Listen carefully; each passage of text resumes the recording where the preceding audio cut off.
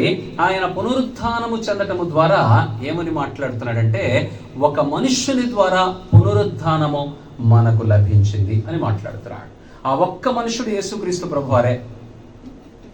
అంతకుముందు పునరుత్థానములోనికి వచ్చినటువంటి వ్యక్తులు మనకు కనపడుతున్నారు. యేసు ప్రభువారు లాజర్ని లేపాడు, యేసు ప్రభువారు ఒక చిన్న బిడ్డను లేపాడు, యేసు ప్రభువారు చనిపోయి పాడి మీద పోతున్నటువంటి యవనస్తుని లేపాడు.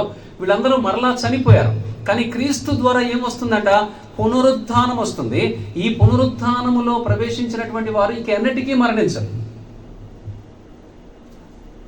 యేసు ద్వారా వచ్చినటువంటి జీవము ఇక ఎన్నటికీ మరణం అనేటువంటిది మన దరికి చేరకుండా, ఒక్క మరణము ద్వారా, ఒక్క మనుష్యుని ద్వారా, ఒక్క పరిశుద్ధుని యొక్క మరణము ద్వారా నిత్య జీవము దేవుడు మనకు అనుగ్రహిస్తాడు.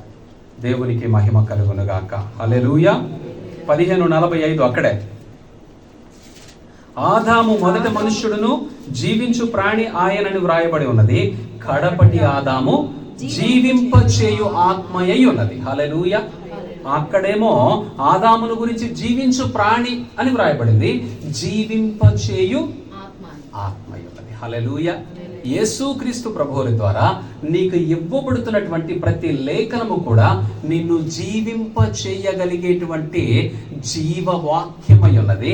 ఇక ఈ వాక్యమును నువ్వు ఎప్పుడైతే నీ హృదయంలో పెట్టుకుంటావో, ఈ వాక్యము ద్వారా నీవు నిత్యము పవిత్రతను కలిగి ఉంటావో, ఈ వాక్యము ద్వారా నిత్య జీవములో దేవునితో కూడా యుగయుగాలు ఉండటానికి దేవుడు ఒక చక్కని ప్రణాళికను నీ విషయంలో ఆయన ఏర్పాటు చేసి ఉంచాడు.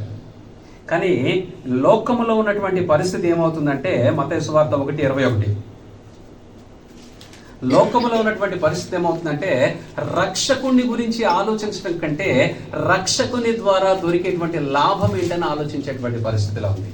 ఆమె యొక్క కుమారుని కనును తన ప్రజలను వారి పాపముల నుండి ఆయనే రక్షించును గనుక ఆయనకు యేసు అంటే రక్షకుడని పేరు.